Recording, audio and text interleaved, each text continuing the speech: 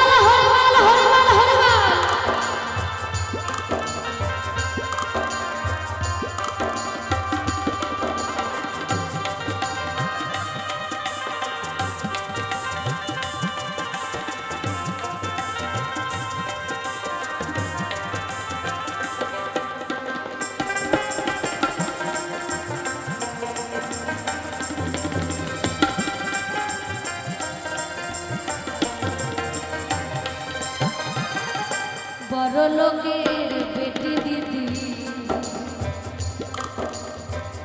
ছিলাম গো আমি, নামি দামি গয়না কত করতাম গো আমি।